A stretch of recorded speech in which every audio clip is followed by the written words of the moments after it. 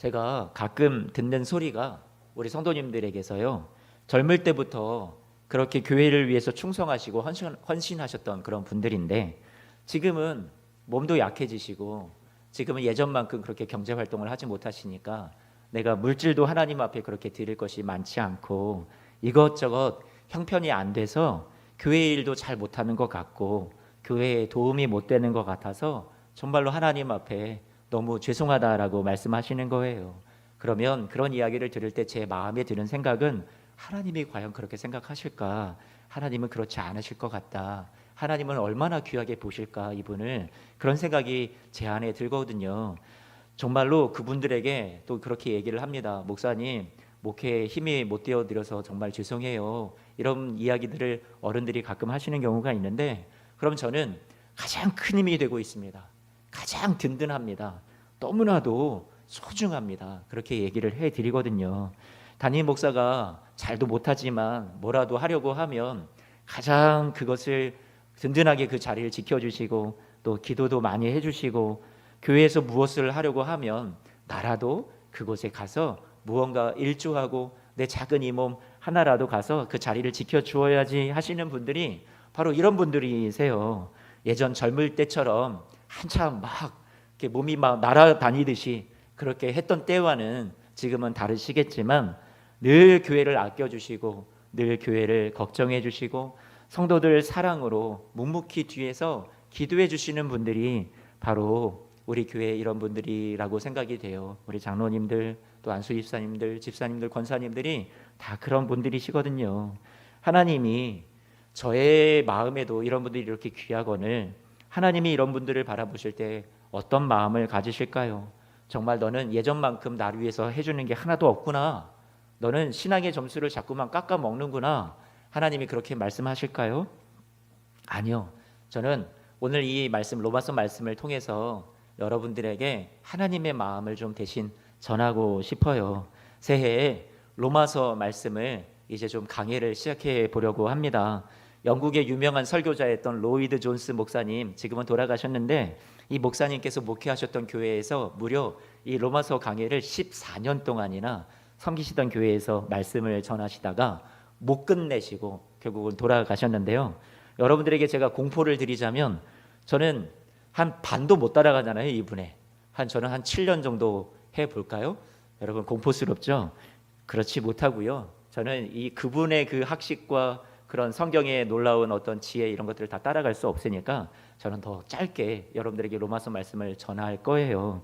로마서 말씀은 진정한 복음이 무엇인가를 우리에게 가르쳐주는 말씀이 바로 이 로마서 말씀이고, 우리에게 그것을 너무나도 알려주고 싶으셔서 사도 바울이 우리에게 기록한 서신이고 성경의 책이죠. 복음이 여러분 뭐라고 생각을 하세요? 복음. 여러분 복음은 뭐예요? 복된 소식, 복된 소리 이런 의미가 있죠. 영어로는 뭐라고 얘기하냐면 굿뉴스라고 얘기하죠. 좋은 소식 아니면 기쁜 소식, 그렇게 이야기를 할 수 있겠습니다. 이 복음이라는 것을 원어로 따지자면 원어의 사전적인 의미는 유앙겔리온이라는 말을 쓰는데, 여기서 유라는 말은 기쁜, 즐거운, 반가운 이런 말이고, 앙겔리온이라는 말은 우리가 엔젤이라는 말이 여기에서 헬라어에서 나왔거든요. 그러니까 어떤 보냄받은 자, 어떤 사자, 그리고 메신저 이런 것을 의미를 하는 거죠. 그러니까 이 유앙겔리온이라는 이 복음이라는 단어는 기쁜 소식을 전하는 자 아니면 기쁜 소식을 전하는 사자 이런 것을 의미를 했던 말이었어요. 당시에 로마에 있었던 사람들이 이 사도 바울이 쓰는 이 복음이라는 말을 접했을 때, 로마서의 이 말씀을 접했을 때 복음? 그러면 탁 첫 번째 머릿속에 떠오르는 생각은 이거는 기독교 용어 자체가 아니었거든요. 사실 고대에서 전쟁터에서 승리하고 이겼을 때 그 승리의 소식을 와가지고 전달해 주는 그런 사람들의 소식을 가리킬 때 복음, 유앙겔리온, 그런 승리의 소식이 유앙겔리온이지 이렇게 생각을 했고요. 또 어떤 때 이런 말들이 로마 사회에서는 쓰여졌었냐면, 로마의 아우구스투스라는 황제는 자신이 태어난 날이 유앙겔리온이다 이렇게 얘기를 했어요. 왜냐하면 자신의 황제라는 존재로 인해서 신과 같이 떠받들여지고 그리고 자신을 통해서 이 많은 사람들에게, 이 백성들에게 부와 그리고 성공과 형통이 주어졌다고 해서 자신의 비문에다가 나의 태어난 날이 유앙겔리온이다 이렇게 남겼다라고 해요. 도미티아누스라는 황제가 그 이후의 황제인데 이 황제는 자신이 신이면서 동시에 나는 황제다 하고 자기가 백성들에게 내 자체가 유앙겔리온이 아니겠느냐 이렇게 이야기를 했다라고 하는데요. 그러면서 자신을 숭배하라고 신처럼 사람들에게 유앙겔리온 하면 이렇게 떠오르는 생각은 그러면 황제가 가져다주는 번영, 풍요 그리고 전쟁에서의 승리의 소식 남을 짓밟고 우리가 이겨내고야만은 그런 것들만이 좋은 소식이다 유앙겔리온이다 이렇게 생각을 했었던 거겠죠. 그런데 바울은 그 당시에 생각하고 있었던 사람들의 생각하는 그 복음이라는 단어를 인용해서 쓰지만 그 복음이라는 단어 앞에다가 하나의 수식어구를 더 붙였다는 말이에요. 어떤 수식어구를 붙였냐면 하나님의 복음이다 이렇게 차별을 두었던 거죠. 구별시켰던 거예요. 그러면 그 당시에 생각하던 사람들이 복음인데 우리가 생각하는 황제가 가져다주는 성공과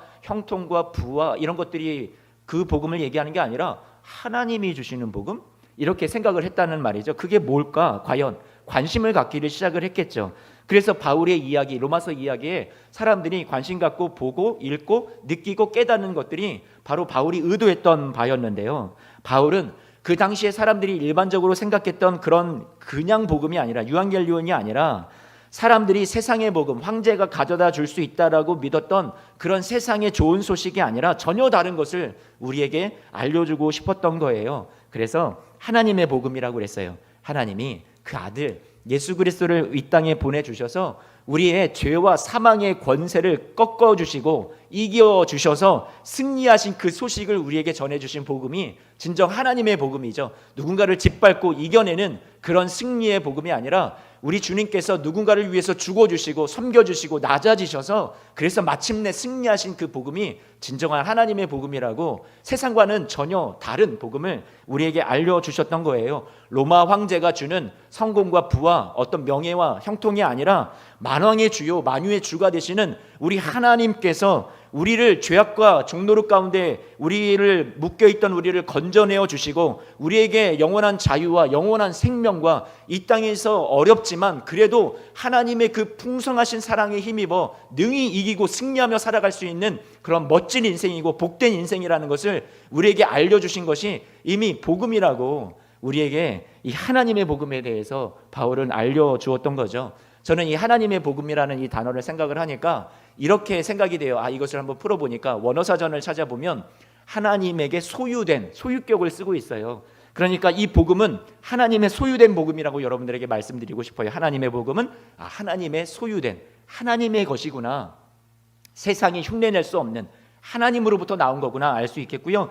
두 번째 이렇게 표현하고 싶습니다. 하나님이 저자이신 복음이다. 세 번째는요, 하나님이 시작하신 복음이다. 여기에서 오늘 말씀의 제목이 나왔는데 하나님이 시작하셨으니 하나님이 여러분 안에 시작하신 일을 이루고 완성하실 분도 하나님이시라는 거예요. 사랑하는 성도 여러분, 로마서 1장 1절 말씀을 보니까 사도로 바울은 부르심을 받았대요.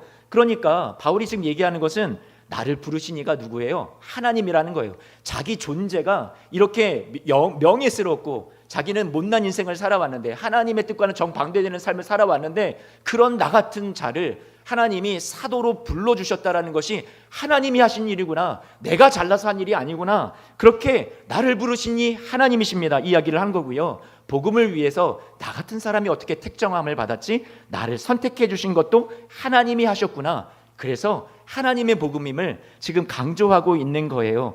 뭐든지 하나님이 우리를 위해서 베푸신 거구나. 우리가 무엇을 해서 얻어낸 것이 아니라 하나님이 우리를 위해서 먼저 베푸신 것이구나. 그것을 지금 바울은 가슴 벅차게 느끼고 있다라는 거죠.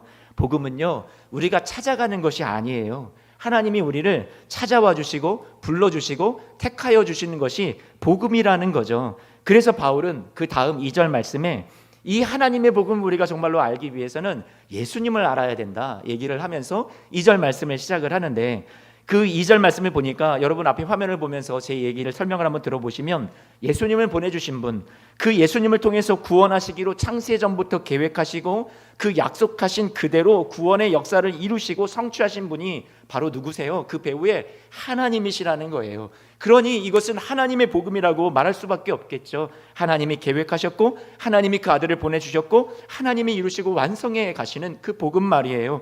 우리를 너무나도 사랑하시는 나머지 하나님께서 우리 편에서 어떤 의, 우리 편에서 공로 이런 것들을 요구하기보다 하나님께서 가슴 터질 듯한 그 사랑으로 우리를 위해서 당신이 시작하셨고 당신이 이루어내고야 마시는 복음. 그래서 사랑하는 성도 여러분, 이 복음이 얼마나 우리에게 영광이 되고 얼마나 우리에게 명예가 되는지 모르겠어요. 하나님이 하신 복음이 정말로 필요한 사람들은 여러분 누구일까요? 우리 같은 사람들이에요. 로마서는 신분, 그런 어떤 빈부의 격차, 그리고 능력이 있고 없고 그런 것에 어떤 차별도 없다라는 것을, 이 복음이 그렇다라는 것을 알려주고 싶어 해요. 하나님께서 모든 사람을 위해서 온통 하나님의 능력과 은혜를 드러내시는 것이 바로 복음이고 그 복음을 우리에게 알려주시는 책이죠. 능력 있는 사람, 잘난 사람, 많은 것을 가진 사람, 많이 배운 사람에게만 신앙의 영웅으로 그렇게 성경에 나와 있는 그 멋진 인물들처럼 그렇게 신앙생활 잘하는 사람들에게만 복음이 필요한가? 아니요. 신앙이 좋은 사람에게만 좋은 소식이 되는 것은 복음이 아니죠. 복음이라는 것은 모두에게, 어떤 누구라도, 부족한 자라도, 죄인이라 할지라도 그들에게 좋은 소식이 되어야지 그게 복음인 거예요. 그래서 차별이 없는 이 복음은, 하나님의 복음은요, 우리 편에서의 어떤 점수, 우리 편에서의 공로, 그것이 하나님의 복음에 필요하지 않아요. 그래서 예수님께서도 그렇게 말씀하셨죠. 건강한 자에게 의사가 필요 없다. 병든 자에게라야 의사가 필요하지 않느냐. 나는 그래서 이 세상에 왔다고 예수님께서 말씀해 주셨어요. 죄로 또 세상의 아픔으로 인해서 병든 우리를, 우리 예수님이 그래서 찾아와 주신 거거든요. 약하기 때문에, 죄가 많기 때문에, 죄인이기 때문에. 그래서 복음이 필요했던 거예요. 우리가 죄인임을 알고 먼저 돌이키기도 전에 하나님은 우리에게 예수님을 보내주셨어요. 우리는 다 양 같아서 그릇 행하여 각기 제 길로 갔는데, 우리가 아직 돌아오기 전에 우리 무리의 죄악을 우리 그분 예수님에게 다 담당시키셨어요. 이것이 하나님이 시작하신 복음이라는 거예요. 그래서 나 같은 죄인 살리신 주 은혜 놀라와 이런 찬송이 우리가 은혜가 되는 것도 바로 이 하나님이 시작하신 복음 때문이겠죠. 그래서 우리의 구원은요, 그 누구도 앗아갈 수가 없어요. 하나님이 내 쪽에 조건을 걸고 주신 구원이 아니기 때문에, 내 쪽에 있지 않아요. 하나님 쪽에 있는 거예요.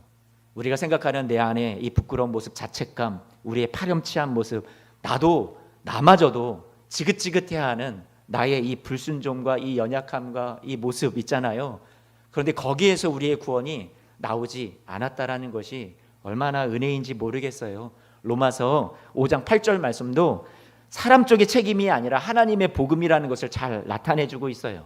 로마서 5장 8절 말씀 이렇게 말씀하잖아요. 우리가 아직 죄인 되었을 때에 그리스도께서 우리를 위해서 죽으심으로 하나님께서 우리에 대한 자기의 사랑을 꽝꽝 확증하셨다라고요.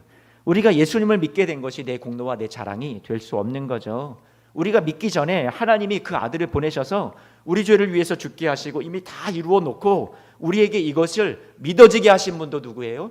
하나님이세요. 우리는 하나님의 이러한 진면목을 잘 몰라줄 때가 많이 있습니다. 그러니까 하나님의 복음이라 해도 우리가 잘 깨닫지 못하는 거예요. 그거에 얼마나 귀한 건지. 하나님의 복음이라는 이 단어, 짧은 이 한마디가 우리에게 주는 영적인 의미가 얼마나 큰지를 우리가 다 헤아리지 못할 때가 많이 있어요. 우리가 실패했다고 해서 여러분 하나님이 실패하실까요? 우리가 약하다고 해서 하나님이 하실 일을 못 하실까요? 여러분 안에 들어오셔서 우리를 향한 능력과 하나님의 변치 않는 사랑과 하나님의 그 강력한 의지를 우리가 잘 모르는 거죠. 그렇다면요, 하나님의 복음이기에 우리의 실패와 우리의 연약함에도 상관없이 하나님이 완성하실 줄로 믿습니다. 우리의 부족함에도 불구하고, 우리의 능력 없음에도 불구하고, 우리가 건강이 좋지 않음에도 불구하고, 내가 가진 물질이 없음에도 불구하고 하나님이 여러분을 통해서 영광 받으실 줄로 믿습니다. 저는 그래야 복음이라고 생각이 돼요. 로마서 8장 31절 말씀에 누가 감히 이 하나님이 우리를 위해 이루신 일을 대적할 자가 있겠는가? 아무도 없다라고 말해요. 35절 말씀엔 누가 감히 이 하나님의 사랑에서 우리를 끊을 수 있겠는가? 아무도 끊을 수 없다라고 얘기하고 있어요. 아무것도 우리를 향한 하나님이 시작하신 이 복음을 막아낼 수 있는 것은 없는 거예요. 하나님이 이미 정죄하지 못하도록 여러분 이미 구원을 완성을 이루어 놓으셨다라고. 그래서 어떤 것도 이 하나님의 사랑을, 여러분을 향한 포기하지 않는 하나님의 사랑을 방해할 수 있는 것은 아무것도 없다. 여러분의 실수도, 여러분의 나약함도, 여러분의 부족함도, 어떤 여러분의 능력이 내가 없다라는 것도 하나님이 여러분 안에 하실 일을 방해할 수 있는 것은 없다. 저는 이게 복음이라고 생각을 해요.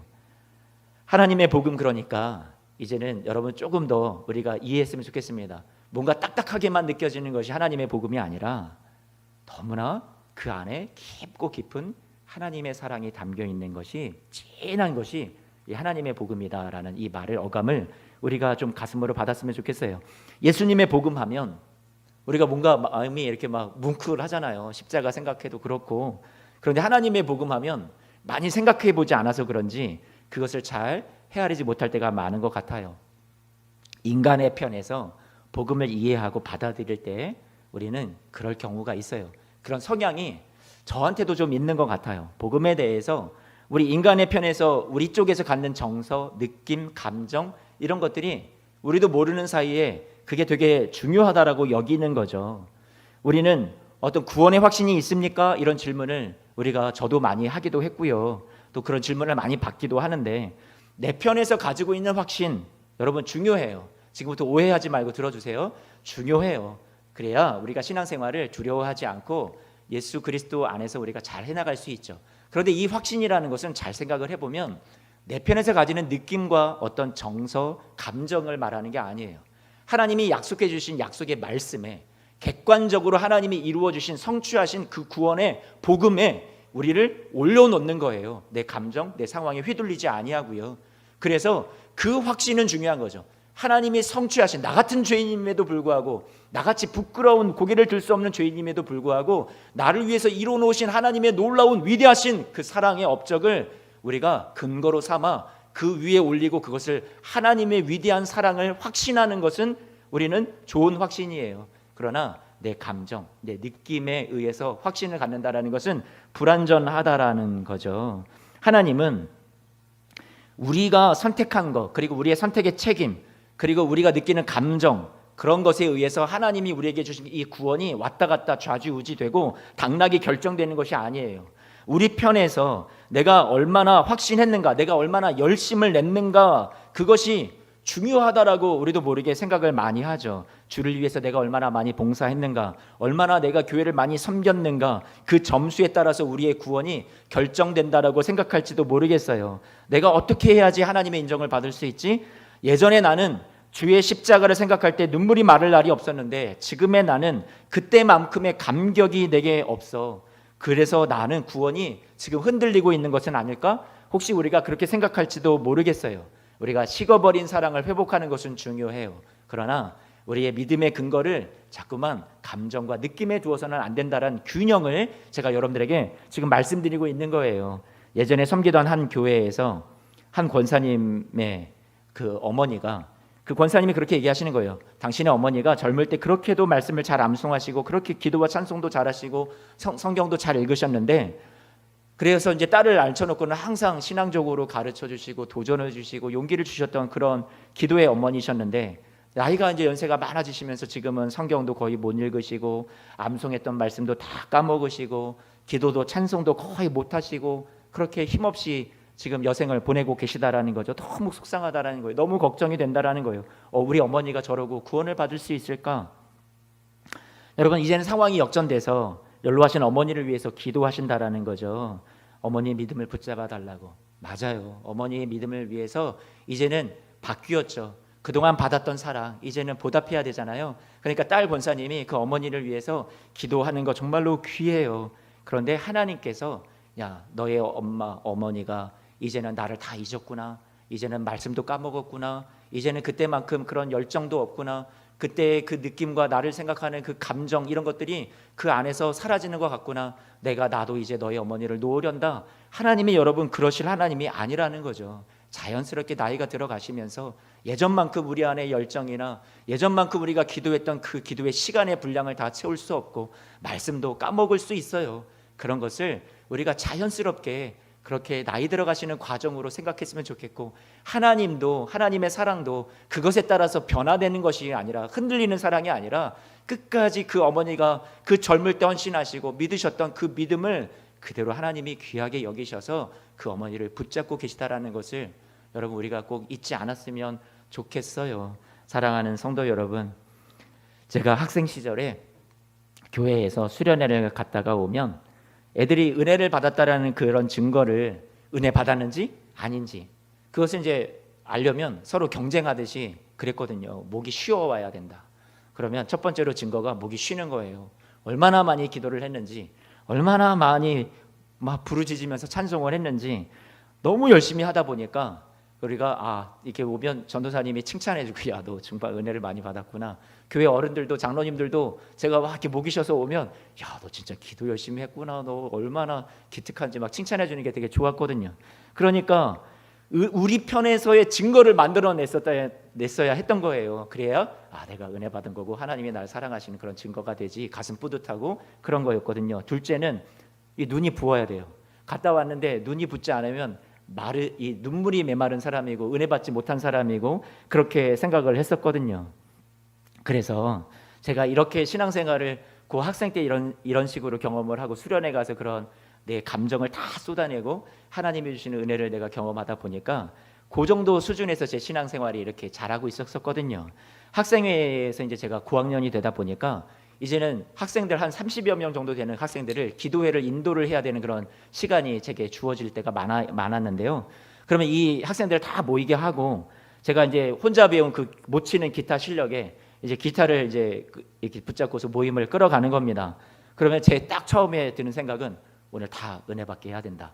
그럼 제가 어떤 생각으로 결론이 내리자면 다 울려야 된다, 이런 생각을 갖고 있었어요. 그래서 그러면 처음에는 신나는 찬송을 좀 하다가 이제 어느 정도 중반에 무르익으면 좀 잔잔한 곡으로 하는 거예요. 그리고 예수님을 생각할 수 있는 곡으로 바꾸는 거예요. 그래서 그들에게 좀 하나님 앞에 이 마음을 이렇게 자꾸 막 만져주는 거죠. 뭉클뭉클하게 만져주는 거예요. 그리고 기타 반주를 이제는 잔잔하게 아르페지오로 뜯습니다. 이렇게 BGM을 깔아주는 거죠. 그러면서 슬프고 감동적인 예화를 제가 시작했어요. 한 어린 소녀가 있었습니다. 그 소녀에게는 작은 화상 자국이 있었어요. 그런데 소녀는 자신의 상처를 볼 때마다 가슴이 너무 아파옵니다. 그 소녀의 사연은 이렇습니다. 집에 불이 났는데 그 소녀의 어머니가 그 소녀를 살리겠다고 자신이 대신 불 속으로 뛰어들어가서 자신의 딸을 구해내고 그 어머니는 결국 그 불에 의해서 돌아가시고 말았습니다. 이 소녀는 자신의 상처를 볼 때 그 어머니의 사랑을 절대로 잊지를 못합니다. 우리 주님도 저와 여러분들을 살리시려고 십자가에서 그 모진 고통 다 감내하시고 손에 못자국 그리고 옆구리에 창자국 다 찔리시고 우리를 위해서 돌아가 주셨습니다. 여러분을 너무나도 사랑하십니다. 이러면 우리 학생들이요, 이때부터 이제 막 이 닭똥 같은 눈물을 뚝뚝뚝뚝 떨어뜨리기를 시작을 하는 거죠. 그런데도 안 온다 그러면 저 강팍한 저 심령 하고 제가 생각을 하고 제가 더 이제 강도 높게 이제 나가는 거죠. 그러면서 이제 예수 나를 위하여 이런 찬송을 이제 막 불러주는 거예요. 그러면 다들 그때부터는 한 명도 빠짐없이 다 여기저기에서 막 꺼이 울고요. 온통 눈물바다가 됩니다. 그러면 이 기도회가 끝나고 나면 휴지가 다 앞에 막 수북히 쌓여 있어요. 저는 이렇게 신앙생활을 했었던 것 같아요. 이렇게 생각을 하면 여러분, 눈물 콧물 다 쌓이게끔 그렇게 기도회를 이끌어가던 이 제 모습이 여러분 그때부터 목사의 싹이 제게 보이기 시작했던 것 같습니다. 저는 이때는 진심이었어요. 그게 신앙인 줄 알았어요. 그래야 하나님이 우리를 인정해 주신다고 생각을 했어요. 내가 목 놓아 울고 하나님 앞에 이렇게 매달려서 죄를 회개하고 기도하고 그래야 하나님이 우리를 알아주시겠지라고 생각했어요. 그래야 하나님 앞에 용서를 구하고 또 구하고 해야 하나님이 용서해 주겠지라고 생각을 했었던 거죠. 이러한 수준, 이러한 제 표현, 우리 학생들의 표현, 그 경험을 통해서 하나님은 얼마나 선하시고 은혜로우신 분인지 그 학생 시절에 그 철없던 우리의 신앙을 하나님께서 그래도 쑥쑥 자라게 해 주셨어요. 우리가 열심 내서 하나님이 자라게 하신 것이 아니라는 것을 이제는 알아요. 모두가 다 하나님의 은혜이구나. 우리가 뭔가를 막 해내서 하나님이 그래서 우리를 은혜를 주시고 하나님이 그래서 우리를 사랑해 주신 것이 아니구나. 그것을 이제는 알아요. 그런데 그때는 그게 참 소중하다고 생각을 했어요. 사실 요즘 우리 다음 세대들을 바라보면서 가슴이 뜨거워지는 이런 경험들을 할 기회가 우리 다음 세대들 학생들은 많지 않은 것 같아서 좀 안타까움이 있는데요. 그것이 전부가 아니지만 저는 이러한 경험들도 때로는 필요하다고 생각이 돼요. 그런데 제가 얘기하고 싶은 것은 균형이에요. 내 편에서 무엇인가를 막 해내야지만 하나님이 우리를 사랑해 주신다. 꼭 많은 내 감정이 북받치고 울고 하나님 앞에 그렇게 나아가야지만 하나님이 우리를 용서하시고 은혜를 베풀어 주신다. 그것은 아니라는 거죠. 하나님께서 저와 여러분들을 위해서 하나님께서 이루신 일이 이미 있다라는 것, 그리고 중요한 것은 인간의 입장에서 우리가 가진 것에 달려있는 복음이 아니라는 것, 하나님이 우리의 인간의 한계와 부족함에도 불구하고 우리를 구원하기 위해서 시작하신 복음이며 결코 하나님이 굴하지 않고 포기하지 않으시고 당신의 그 사랑과 강력한 의지로 마침내 이루어내고야 마실, 여러분 안에 그 선한 열매를 맺고야 마실, 여러분을 통해서 하나님 영광 받으시는 일을 하나님께서 이루고야 마실 그 하나님이 여러분 안에 계시다라는 것, 여러분 그것을 우리가 믿고 가자라는 거예요. 그 균형을 좀 가졌으면 좋겠어요. 복음이 기쁜 소식이 되기 위해서는 우리가 아무리 삶의 최악의 그런 상황을 우리 스스로 만들어낸다 할지라도 그것으로 우리의 운명이 결판나지 않도록 하나님께서 이끌어 가시는 것이 복음이고요. 우리가 행한 대로 갚지 않으시고 하나님께서 그것을 우리에게 가장 좋은 것으로 돌려주시는 것이 하나님의 복음이고요. 하나님이 만일 행한 대로 우리를 갚으신다면 여기에서 살아있을 사람이, 남아있을 수 있는 사람이 누가 있겠어요? 영적으로는 우리는 이미 낙제생들인데 그런 우리를 합격시켜 주신 것이 복음이고요. 수도 없이 배반하고 떠났던 우리를 끝까지 버리지 아니하시고 예수 그리스도 이 땅에 보내주셔서 우리를 품어주신 것이 우리의 수치도 우리의 약함도 우리를 위해서 우리의 죄까지도 수치와 모욕을 다 당하시면서 그 몸에 담아내시면서 우리를 구원해내고야 마신 분이 하나님이시고 그 하나님이 주신 것이 하나님의 복음이에요. 그러므로 이 복음은 우리의 능력, 우리의 수준에 따라 이리저리 흔들리지 않습니다. 우리의 잘못과 어처구니 없는 잘못된 선택의 그런 길에도 불구하고 하나님은 합력해서 선으로 이루어 주시는 것이 우리의 구원의 완성을 위한 재료로 하나님이 삼으시는 것이 하나님의 복음이에요. 서두에 말씀드렸던 교회 어른들의 고백이요. 목사님, 교회를 위해서 제가 이런 건 못해서 정말 미안합니다. 능력이 없어서요.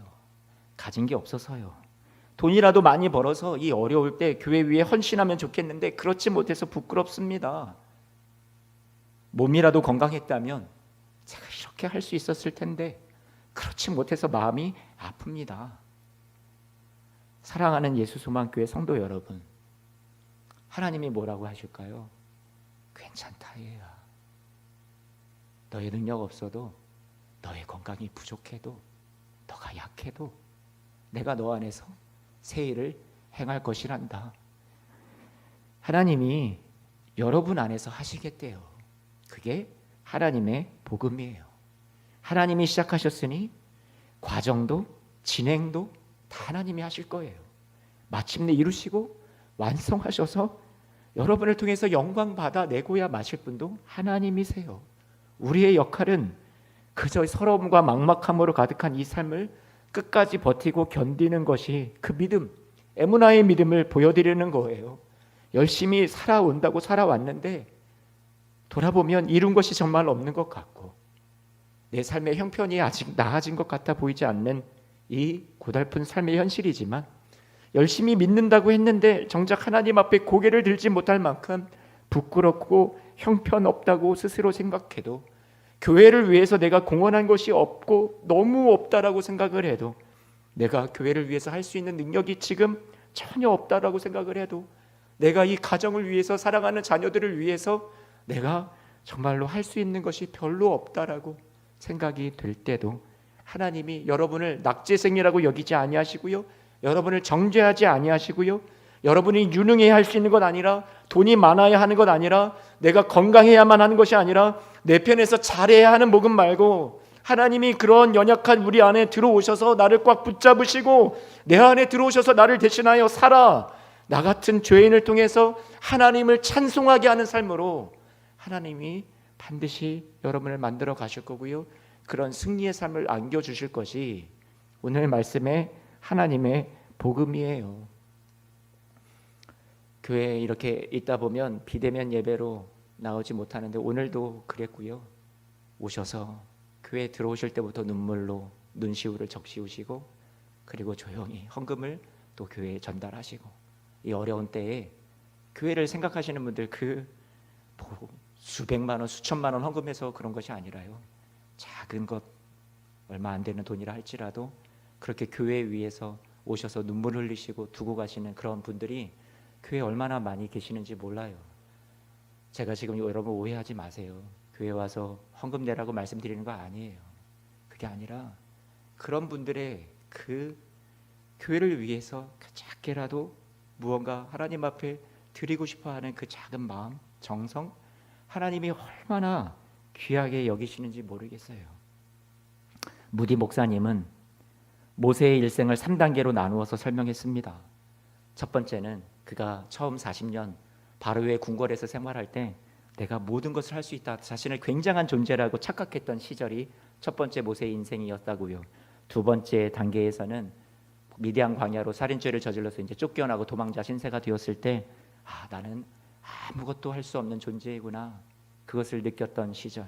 세 번째는 자기는 아무것도 할 수 없다라고, 나는 능력도 없다고, 나는 못났다고 그렇게 삶을 후회하고 있을 때, 그때가 바로 하나님의 손에 들려서 멋지게 당신의 백성들을 구원해내는 구원의 위대한 사역에 하나님 앞에 영광스럽게 쓰임받았던 때가 나는 아무것도 할 수 없었던 때였다라고 그렇게 설교를 했었죠. 사랑하는 성도 여러분, 저와 여러분들은 지금 어느 때에 있습니까? 내가 다 할 수 있다고 생각하십니까? 아니면 나는 할 수 없구나라고 생각하시는 때에 놓여 있습니까? 그 시간을 지나 하나님께서 여러분을 통해서 영광 받으시는 때가, 나는 아무것도 할 수 없는데 그런 부족한 여러분 통해서 하나님이 찬송 받으시는 때가 여러분의 삶과 여러분의 가정과 교회 공동체에 있게 되시기를 주님의 이름으로 축원합니다. 정말 우리는 밑바닥 같은 내려가는 인생을 살지 모르지만 하나님이 여러분 붙잡고 계세요. 빵점 인생도 하나님의 손에 붙들려서 다시 작품 인생으로 만들어내실 분이 우리 하나님이세요. 우리의 운명은 우리 손에 달려있지 않아요. 능력이 많지 않아도 되는구나, 나는 부족해도 되는구나, 우리가 유능해야만 교회가 잘 되는 게 아니구나, 우리가 업적이 많고 우리가 인정받아야만 되는 게 아니구나, 그저 그런 거 하나 없어도 하나님이 우리의 인생을 붙잡으시고 최후 승리하는 그날까지 신실하게 하나님이 우리의 삶을 이끌어 가시고 채우실 것이구나, 그게 하나님이 시작한 복음인 줄로 믿습니다. 이 하나님이 시작한 복음을 우리가 단단히 붙잡고요, 내 편에 있다라는 것이 아니라 하나님의 편에 있으니 하나님이 하실 것이니 그 하나님을 붙잡고 복음을 붙잡고 오늘도 힘겹지만 이 삶에 주어진 현실의 자리에서 여러분 기도하며 노래하며 예배하며 말씀을 붙잡으며 용기 내어서 쓰러진 무릎도 다시 일으켜 세우시고 걸어가시는 우리 사랑하는 성도님들 되시기를 축복합니다. 하나님의 손 붙잡고 걸어가십시오. 끝까지 낙오하지 않으면 하나님이 여러분들에게 가장 선한 것으로 갚아주실 줄로 믿습니다. 기도하겠습니다.